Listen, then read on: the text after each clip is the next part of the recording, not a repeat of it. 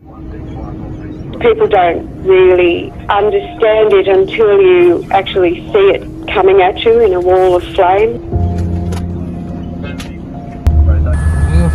Flames are not far. Up Simmons Road, homes in a tree-covered neighborhood are on fire. So these house fires are really random in this area. You'll find houses like this on fire down the road, and then just up the road, everything you'll find is so houses dry untouched here, by the flames. and it's been drying out for 2 years, so it's very volatile. And of course we have the eucalyptus, which is in the air.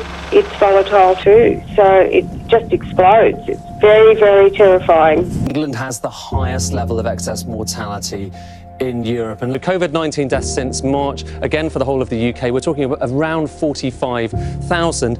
Add on other excess deaths that haven't necessarily got an explanation above that line, and you're talking about an extra 14,000. And then the deaths that we've had in the period since May the 15th, because most of that data is from May, is around 3,000 to 7,000. That's according to the Institute and Faculty of Actuaries, and that would imply 64,000 excess deaths.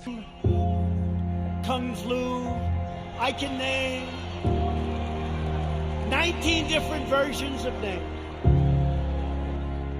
By staying at home, we can protect our NHS and save lives. Dominic Cummings at 8:45 this morning.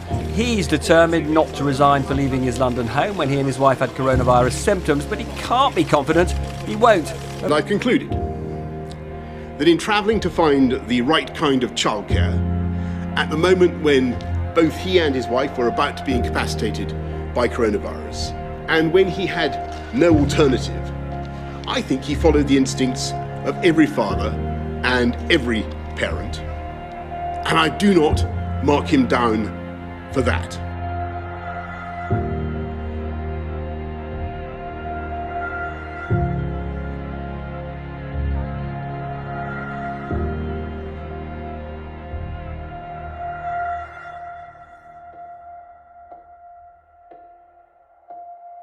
The Prime Minister warned that the NHS could be overwhelmed if no action was taken.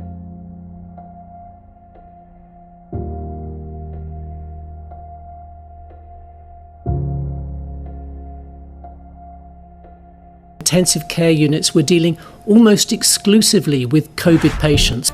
The family of George Floyd held a memorial in his memory.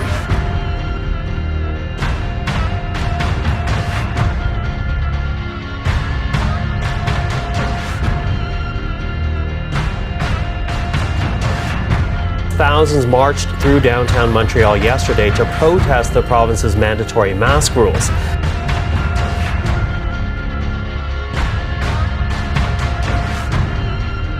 President Trump airing his grievances in front of his supporters at a rally nearby, and he was warning vengeance for Republicans who did not take his side in objecting to these results. There's some protests happening down outside the Capitol.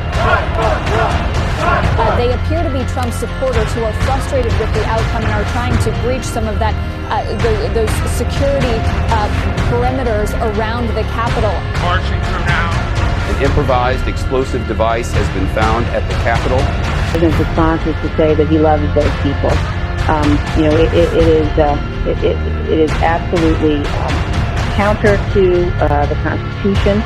And counter to the peaceful transition of power and the values on which this republic was built. This is much bigger than the individuals Joe Biden and Donald Trump. This is way bigger than that. This is about democracy and our Constitution versus anarchy.